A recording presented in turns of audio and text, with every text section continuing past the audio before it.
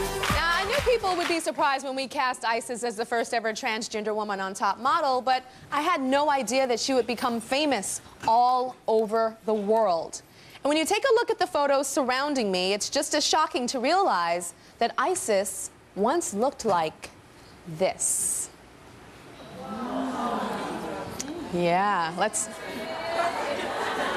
take a look at Isis's journey. She's gone from the background of a picture to the headlines of magazines and newspapers everywhere. Isis is the most talked about top model of all time. This girl is absolutely amazing. And my staff said, Tyra, there's something a little different about that girl. I was born physically male, but mentally, everything else, I was born female. Being the first transgender top model contestant proved difficult at times. But Isis never gave up. I'm here, I'm myself. This is how I've always been. Transition or not, I'm me. And her determination has inspired countless others. Everybody stand up for Isis! Stand on up for Isis! She had no idea that I was about to introduce her to someone who could change her life. I invited somebody here today. Dr. Marcy Bowers, the country's premier genital reassignment surgeon. I'd like you to come out to do your surgery, assuming you want me to do your surgery. I want to do this for you. Thank you. This is not happening.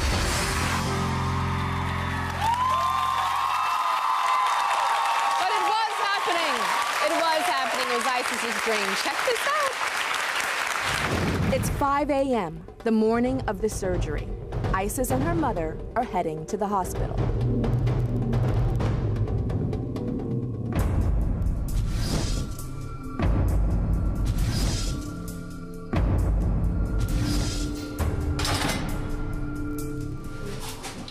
All right, I'm going to get the wheelchair and we're going to go ahead and get your wheel down to anesthesiology. All righty. Ready? In less than 5 hours, Isis will emerge from her deep sleep to find that her journey is complete. You ready? No, no turning back now. I'm okay. I feel okay. Lord, please help Isis in her journey and what she wants to do. Just help her to be the woman that she wants to be.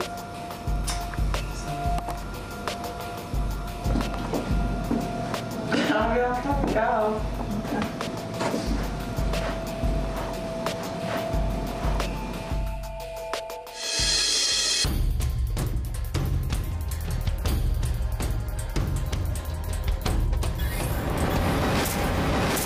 It took 4 hours and 15 minutes to change Isis into an anatomical female. Dr. Bowers is there to assure her that everything went just fine. Do you feel different? Only pain. Only pain? Yeah, you'll have some pain. But it went so well, so beautiful. Oh, Bella looks pretty. We got lots of depth. Even the pelvis is plenty wide. So everything was good. Probably just almost like I was supposed to have it. Almost like you were supposed to have it. I would say so. The healing process is long and at times painful. From her first meal to her first steps, everything is a struggle. Just relax as much as you can. Take a deep breath and just relax. But I know to Isis, it's that struggle that makes the reward that much sweeter. I'm doing good, Tyra. I'm making it through. Getting better. I can't wait to really be able to walk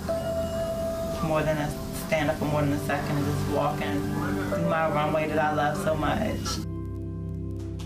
Whoa. Oh my gosh, that was amazing. Are we ready to see Isis now? Come on out here, Miss Isis.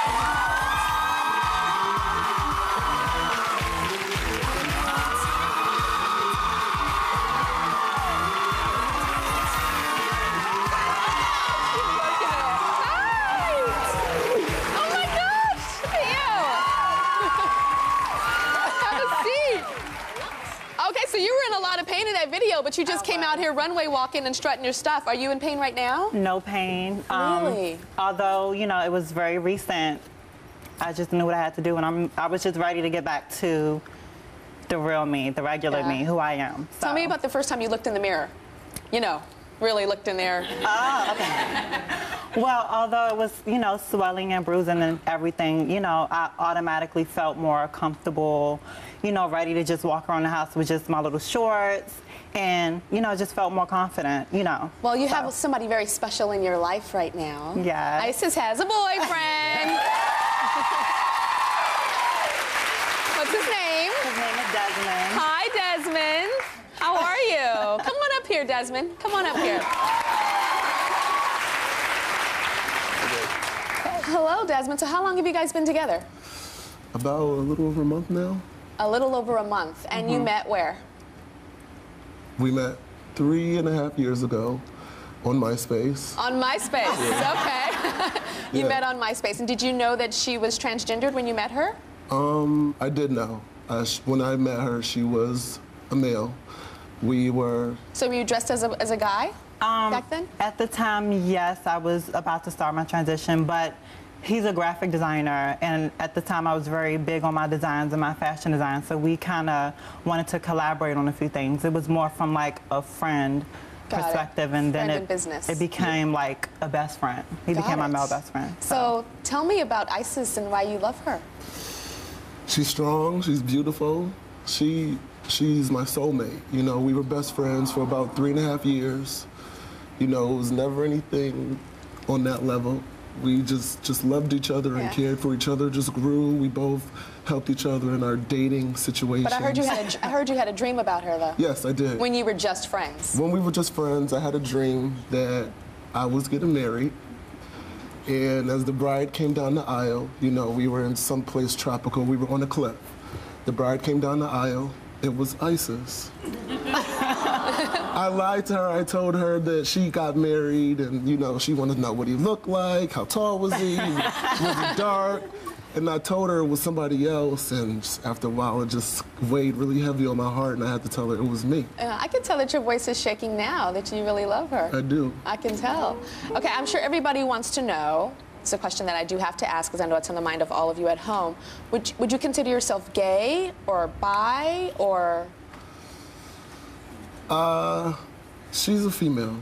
I would consider this to be a heterosexual relationship. I don't look at her, I never did look at her as a man. You know, when I first met her, she was a man, but when I talked to her, everything was female. Like, she was supposed to be a female. She is a female. I'm straight. She's a woman. We'll be right back.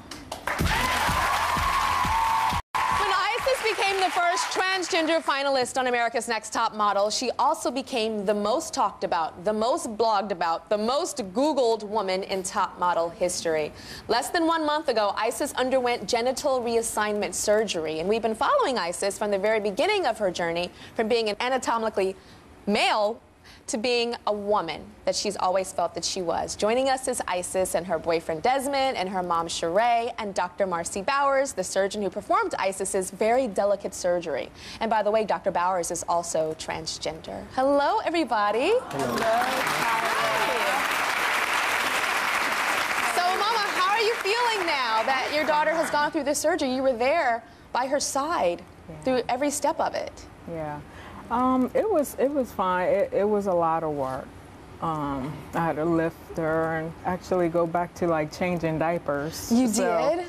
Yeah, so you had to go back to changing diapers like she was a little baby again. Exactly. Exactly. Yeah. So I have to ask, you're changing those diapers.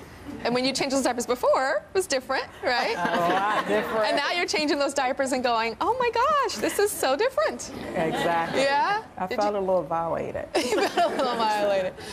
Tell your mom I would love to hear you tell your mom about the support and her being there for you and what that meant for you, because it's so rare. I mean, there are children, mothers of children who, not transgendered, but are gay, and will leave their lives and never speak to them again and excommunicate them from the family. I mean, you went through this process and your mother was there 100%. So I'd love to hear you tell her what her support means to you. Don't be starting it. I just want to thank you for being there with me. It meant a lot, and I didn't realize it would be so much work for you. I really appreciate it. You know, you've always been there for me, and this just shows that through this, you know, I know that no matter what, you'll always be there for me, and I'll always be there for you. And a lot of what I do is inspired by you and me wanting to help you out because I know you struggle so much, and just want to help you out with the future, and, you know, one day you won't have to struggle anymore. Oh, thank you. That makes me proud. And then Dr. Bowers, I understand that you have a nickname for Dr. Bowers now. What's this nickname? She's my Mama Marcy. Mama Marcy.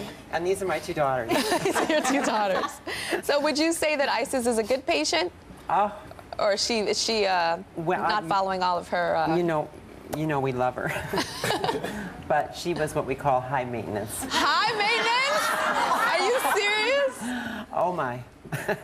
We actually have a new nickname for What is Isis. that? And I'm sorry. What is it? We call her Boo Boo. Boo Boo. High maintenance. She had a little bit of an accident afterwards, and so... Oh! On blast right now. Is that normal to have a little boo-boo after the surgery? Sometimes these happen. I would say she was typical of our younger patients that need just a little bit more hand-holding, and they feel a lot more. And, I mean, imagine, it's just so difficult to go from male anatomy to female anatomy. Yes. And so it's, you know, yes, she was delicate. Delicate. You know, it's okay that you use the bathroom after. I had a colonoscopy, and my mom was in the room with me, and I could not stop farting after. and the whole nurses were walking around and trying to pretend like it was normal, but I saw them snickering. Because it wasn't just like pop, pop, pop. It was like pop, pop, pop, pop, pop, pop. So I'm farty you boo-boo. It's okay, girl. It's all right. So I know that... It wasn't, it's just that, you know, when my first time I got up, I don't have that problem. So don't blog about it. I don't have that problem, please. Now, I know there's something called dilating that, that Isis is supposed to be doing. Explain dilating. Well, patients that have gone from male to female in their surgery, they need to keep the vagina open because what the body wants to do is it has a tendency to scar back. And so these acrylic to close or stenose. Is the medical term, but we keep it open with a process called dilation, which is the placement of some acrylic rods inside the vagina. These 7-inch long rods, which are kind of make a girl blush when you first see them. They need to be placed there 3 times a day. For how long? 3 months, and then the schedule gets less frequent. Got it. And does it hurt? It's not pleasurable. It is uncomfortable. Yeah. Mommy and Desmond already, and Mama Marcy, you know, you missing one. You gotta get to work. I'm like, okay. Gotta do the dilating. I mean, it's really not, it don't take that long to do, but. But if you don't do it, what could happen if she doesn't dilate? Well, the area can reclose again or scar back. And so then, actually, we came back one night and we had been out a bit and had some fun.